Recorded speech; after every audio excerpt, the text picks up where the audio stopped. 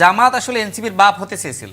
জামাত ইসলামের ক্ষমতায় আসা অনেক দেরি, কারণ যে জামাত ইসলাম বিরোধী দল চালাতে পারতেছে না, তারা সরকারে আসলে তো দেশ ধ্বংস হয়ে যাবে। সবচেয়ে বড় যে সন্ত্রাসী যুব দলের, সেই সন্ত্রাসী যমুনা আটকায়া স্লোগান দিছে, মাহফুজ একটা সান্ডার নাম, আসিফ একটা ব্যাঙের নাম।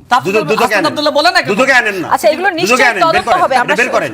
কিন্তু আনভির যে ধরেন আপনাদের কাছে জ্বালানির ক্ষমতা তুলে নেওয়ার জন্য যে চিঠি যে দিয়েছে, এটার এগেইনস্ট আপনারা বিবিসির চেয়ারম্যানকে সরাইছেন। এগুলো উনি ধরেন টকশোতে এগুলো বললে একটু ধরে নিয়ে পাওয়া যায়, ভিউ পাওয়া যায়, এই জন্য এগুলো বলে।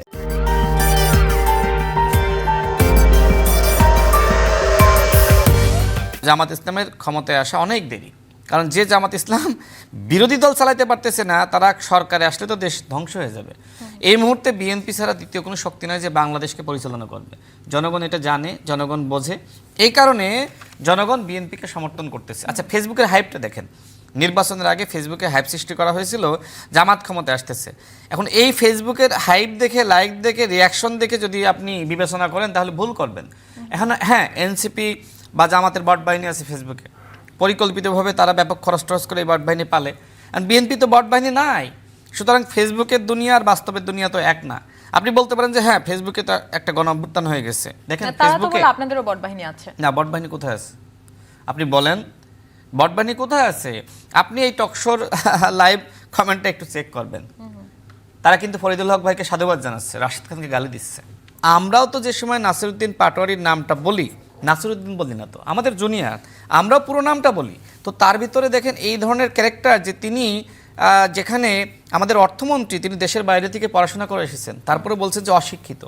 এরপরে দেখেন তিনি স্বরাষ্ট্রমন্ত্রী, তিনি মানে সংবিধান নিয়ে, আইন নিয়ে, দেশের রাষ্ট্র ব্যবস্থা নিয়ে তার এত জ্ঞান, তারপরে আপনি দেখেন তার মতন মানুষকে নিয়ে নানান ধরনের মন্তব্য করা হয়। তো আমার কথা হলো যে আপনারা আমাদের বক্তব্য যদি আপনাদের পছন্দ না হয়, আমি কোথায় ভুল বলতেছি আপনি সেটা দেখিয়ে দেন, কিন্তু আপনি তো আমার বক্তব্যের সমালোচনা করতেছেন না, বরং ব্যক্তিগত আক্রমণ, গালিগালাজ, তুচ্ছ তাচ্ছিল্য করা, তুই-তুকারি করা, এর বাইরে তো কোনো রাজনীতি আমি দেখতেছি না। বেয়াদবি অবেয়াদবির এই বিষয়টা আসলে মানে ধরেন সব সিনিয়র মানুষরা তো মন্ত্রী হয়েছেন, মন্ত্রী যারা হয়েছেন তারা পাবলিকের ট্যাক্সের পয়সায় লালবাতিওয়ালা গাড়িতে চড়েন, এসি রুমে অফিস করেন, এই অভিযোগ তো আপনাদের বিরুদ্ধেও আছে, আপনারা হঠাৎ করে আন্দোলনের পর বড়লোক বনে গিয়েছেন।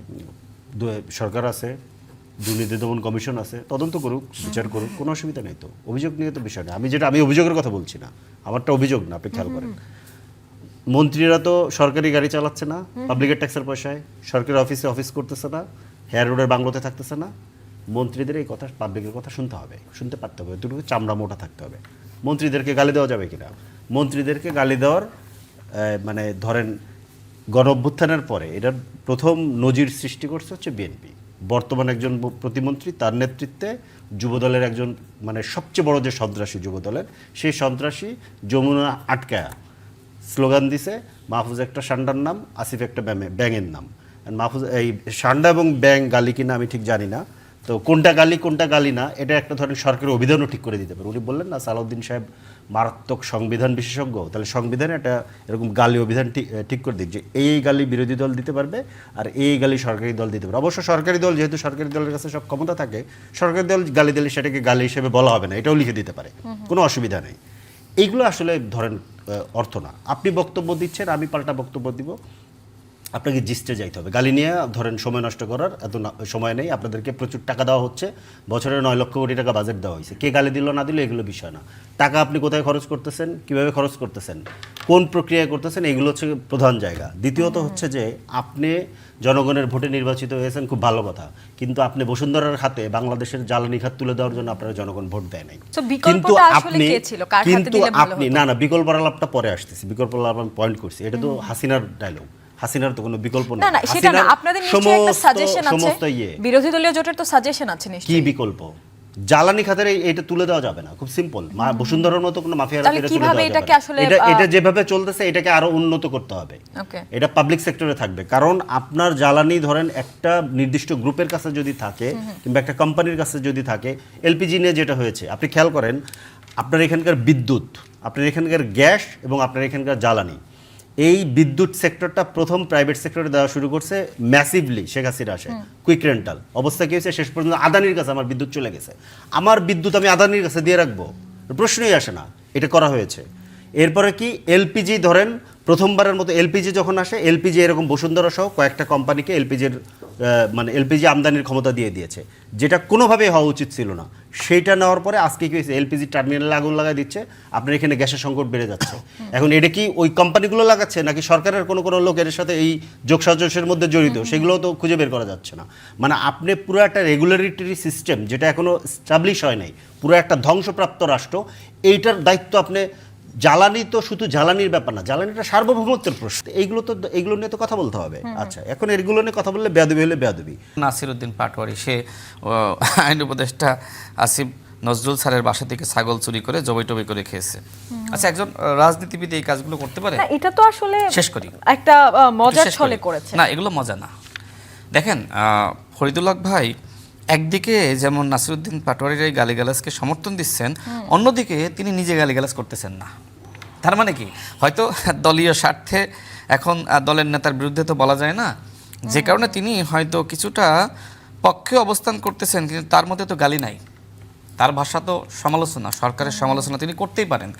তিনি যে ভাষায় সমালোচনা করেছেন আক্রমণাত্মক, বাট আমি এটাকে অ্যালাউ করি, করতেই পারেন। রাজনৈতিক বক্তব্য, রাজনৈতিক ভাষা, রাজনৈতিক আচরণ এরকম হতেই পারে। কিন্তু এই কারণে আপনি তো আসলে একজন মন্ত্রীকে বা একটি বড় দলের, যে দল ক্ষমতায় রয়েছে সেই দলের মহাসচিবকে নিয়ে এ ধরনের মন্তব্য করতে পারেন না। তো আমরা সেটাই বলছি যে হ্যাঁ, যেহেতু আপনিও গণঅভ্যুত্থানের শক্তি, আমিও গণঅভ্যুত্থানের শক্তি, আপনার আমার কথাবার্তার ভিতরে অবশ্যই সহনশীলতা, একে অপরকে মর্যাদা দেওয়া, তুচ্ছতাচ্ছিল্য না করা, তুই-তুকারি না করা, এগুলো আসলে অ্যাভয়েড করা উচিত। জামাত ইসলামের ভণ্ডামি দেখেন, তারা এনসিপি তো বারবার বলে এটা রাজনৈতিক জোট, আদর্শগত জোট নয়। কিসের রাজনৈতিক জোট?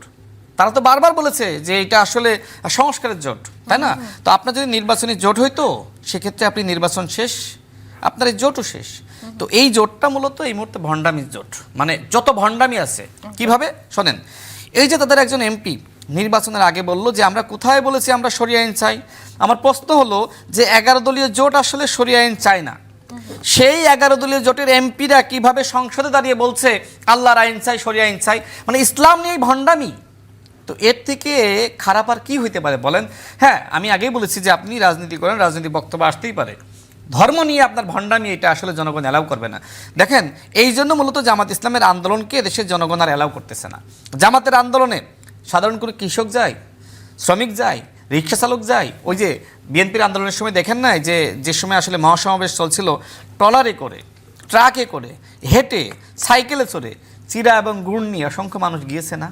জামাতের দেখান তো। তা আপনি বলছেন যে 5 দিনে ফেলিয়ে দেওয়া উচিত, ফেলাই দেন। আপনি যদি যে সরকারের 1 মিনিটে ফেলাইতে পারেন, সেই সরকারকে কেন আপনি 2 মিনিট সময় দেন? আমি এতটুকু বলতে চাই, বাংলাদেশে যদি এনসিপির নেতৃত্বে কিছু হয়, হতেও পারে। জামাতের সেক্রেটারি জেনারেল এই পর্যায় থেকে একটা বড় দল, সেই বড় দলের নেতা আপনাদেরকে বলেছিল বাপের থেকে বেশি বাড়তে চেয়েও না, মানে সে জোরপূর্বক, অর্থাৎ জামাত আসলে এনসিপির বাপ হতে চেয়েছিল এবং এই ধরনের ভাষায় সমালোচনা করলো। তারপরেও আপনারা কেন আসলে মানে সন্তান হিসেবে নিজেদেরকে মেনে নিয়ে মানে জামাতের সাথে, অর্থাৎ বাপের সাথে আপনারা গেলেন? এটা তো দুঃখজনক। আমরা তো এনসিপির কাছ থেকে নতুন রাজনীতি চেয়েছিলাম, আপনারা গণঅভ্যুত্থানের নেতৃত্ব দিয়েছেন, আপনাদের সাথে অসংখ্য মানুষ নেতৃত্ব দিয়েছে, আন্দোলনে ছিল। তো দলীয়করণ তো আপনারাই করলেন ছাত্র উপদেষ্টা হওয়ার মধ্য দিয়ে, ওটা করলে আপনারাও করবেন না? আমি তো বলছি যে বিএনপি বিশ্বস্ত মানুষজন না থাকলে বিএনপি দেশ চালাতে পারবে না। এবং জামাত ইসলাম যে হুমকি দিচ্ছে 5 দিনে, 6 দিনে, 1 মিনিটে, এ করবে, সে করবে, হ্যান তারেঙ্গা, ত্যাং তারেঙ্গা, তো জামাতের এই হুমকি মোকাবেলা করার জন্য তো বিশ্বস্ত মানুষ দরকার। এখন যিনি বিএনপি সরকারের পতন ঘটিয়ে দিবেন, সেই জামাত এবং এনসিপির লোকজনকে ধরে ধরে বিভিন্ন জায়গায় বসাবে, এটা কি হয় নাকি? তো জামাত এবং এনসিপি ভবিষ্যতে ক্ষমতায় গেলে তাদের মতো করে রাষ্ট্র চালাবে। তারপরেও দেখেন অন্তর্বর্তীকালীন সরকারের সময় কিভাবে দলীয়করণ হয়েছিল, সেটা হলো প্রত্যেকটা বিশ্ববিদ্যালয়ের ভিসিদের আপনার সিবিগুলো দেখেন, অতীতগুলো ঘাটেন।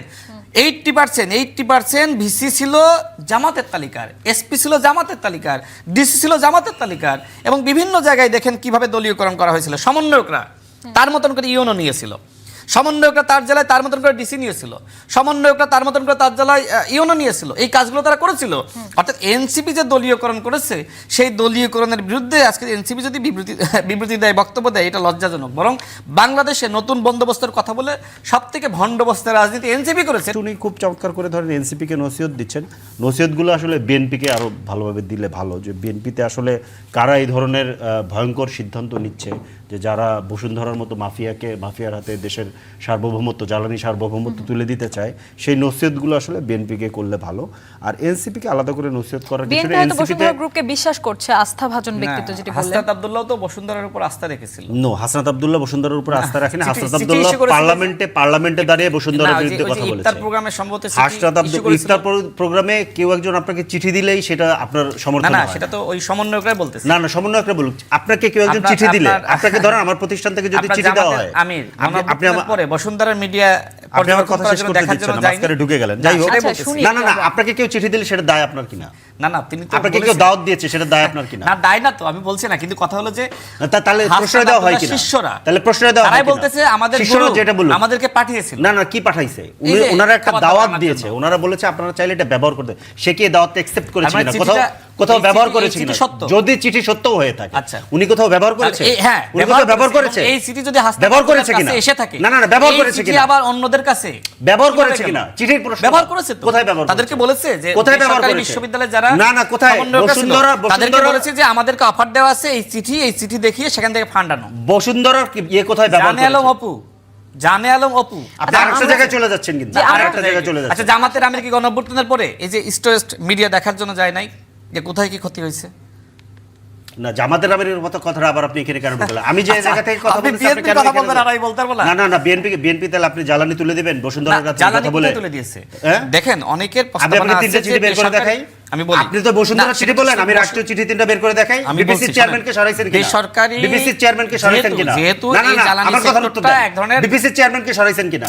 BPC সরাইছেন কিনা? শোনেন, Yes no বলেন, yes no বলেন, সরাইছেন কিনা? এরকম বিভিন্ন সরাইছেন জায়গায় কিনা? রদ বদল সরাইছেন। হচ্ছে বিভিন্ন সরাইছেন। জায়গায়। 11 নতুন সদস্যের কমিটি সরকার- করেছেন কিনা? শোনেন, নতুন 11 সদস্যের কমিটি করেছেন নতুন কিনা? সরকার অনেক নতুন জায়গায় আইন রদ করার বদল জন্য কমিটি করতেছে। করেছেন কিনা? নসিহতটা আপনি এনসিপি কে না দিয়ে বিএনপি কে দেন, যে এই যে চিঠি যারা দিচ্ছে, সায়েম শোনেন, সুলাইমান, হাসনাত আনভিররা আব্দুল্লাহ যে- তখনই চিল্লানো শুরু করেছে যে সময় আর পিছন থেকে কিছু আসে নাই, সেই আসেন, সময়। ও তার হ্যাঁ। মানে এসেছে এর আগে। হ্যাঁ, প্রমাণ হাসনাত করেন, বের করেন, বের করেন। তা আপনি তো দুদকে হাসনাত আনেন। আব্দুল্লাহ বলে না কেন? দুদকে আনেন না। আচ্ছা, এগুলো দুদকে নিশ্চয়ই আনেন, বের তদন্ত করেন, হবে, আমরা বের করেন। শোটা শেষ কিন্তু করি। আনভির যে ধরেন আপনাদের কাছে জ্বালানির ক্ষমতা তুলে নেওয়ার জন্য যে চিঠি যে দিয়েছে, এটার এগেইনস্ট আপনারা বিবিসি চেয়ারম্যানকে সরাইছেন। ডেট আছে। বসুন্ধরা 26 মে আর বসুন্ধরা 26 অপরাধ অথবা করেছে। আমি বলি, তো এই অপরাধের আমি শেষ বিচারটা করি। আপনারা কেন করলেন না না? না, বিচারটা আমি তাহলে আপনি করেন, আমরা করতে পারি না, আপনি আপনারা করেন। করেন নাই কেন? আচ্ছা, আমরা করতে পারি না, এবার আপনি আপনারা ডাক করেন। পাইছিলেন। ও তার মানে কি আপনি জ্বালানি ওই যে- তুলে দিবেন? আমি করতে পারি না যে আপনি না জ্বালানি না, তুলে দিবেন? জ্বালানি শোনেন, আমি যদি যারা করেন, আপনি জ্বালানি বেসরকারি 26 খাতে- তারিখে সে চিঠি দিয়েছে, বেসরকারি- সে 26 তারিখে চিঠি দিয়েছে। আচ্ছা, আপনি শেষ এরপরে করেন, তারপরে এরপরে বলছেন। 2 তারিখে বিপিসি চেয়ারম্যানকে আপনারা সরাইছেন।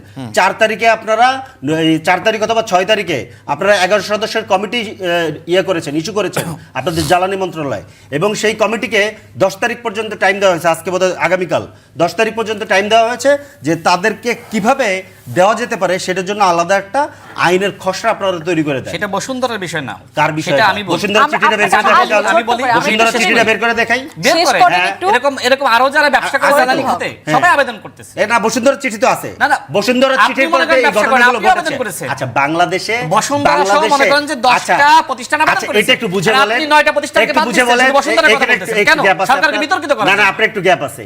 বাংলাদেশে ওই পরিমাণ সক্ষমতা হাসিনা বসুন্ধরাকেই করে দিয়ে গেছিল, আর কারো নাই। কেউ চাইলেও এটা নিতে পারবে না। আবেদন সবাই আপনি যে করে। আপনি আবেদন একটু করার wait যোগ্যতাই তো করেন, নেই কারো। আমরা আসবো। একটু আমরা শেষ করি। এটা কোত্থেকে? এটা সম্ভবই না, আবেদন করার যোগ্যতাই নেই। আমরা নির্বাচনের জন্য যে জোট করেছিলাম, সংস্কার প্রশ্নে যে জোটটা করেছিলাম, সংস্কারগুলো ওনারা গণভোট অনুযায়ী বাস্তবায়ন করুক, জোটের তো কোনো কার্যকারিতাই থাকে না, জোটের কোনো প্রয়োজনই থাকে না। কিন্তু ওনারা করছেন না বিদায়ী। যারা এই সংস্কার, জনগণের এই সংস্কার বাস্তবায়নের জন্য সংস্কারের পক্ষে আপনারা যাবেন, তাই তো? আমরা Okay. তাদেরকে নিয়ে অবশ্যই এই লড়াই করব, কারণ আমরা জনগণের যে গণরায়, সেই গণরায়কে তো আমরা বাস্তবায়ন করতে চাই।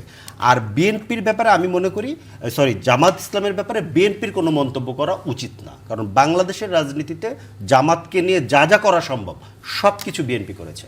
তো জামাতের যা আফটার ইন্ডিপেন্ডেন্স, জামাতের যা যদি কোনো দায় থেকে থাকে, আমি জানি না এই দায় আছে কিনা, এটা বিএনপি ঠিক করবে। সমস্ত কিছুর দায় একদম প্যারালালি বিএনপিকে নিতে হবে। এখানে 76 সালে জামাতকে নতুন করে রাজনীতি করার সুযোগ করে দেওয়া, তাদেরকে নিয়ে তাদের সাপোর্টে 90 সালে ক্ষমতায় যাওয়া, তাদেরকে নিয়ে 2001 সালে জোট সরকার গঠন করা, তাদের সাথে 22 বছরের জোট করেছে বিএনপি। এখন বিএনপি গেলে ধরেন বিএনপির কোনো ধরেন কি বলে যে আব্রু নষ্ট হচ্ছে না, অন্য কেউ তার সাথে গেলে আব্রু নষ্ট হয় কেন? আপনি আগে ভুল স্বীকার করেন যে এটা আপনি করছিলেন না, বরঞ্চ ওনাদের নেতারা জামাতের নেতাদেরকে মহান করে অনেক বক্তব্য দিয়েছেন। এগুলো উনি ধরেন টকশোতে এগুলো বললে একটু ধরে নিয়ে পাওয়া যায়, ভিউ পাওয়া যায়, এই জন্য এগুলো বলে।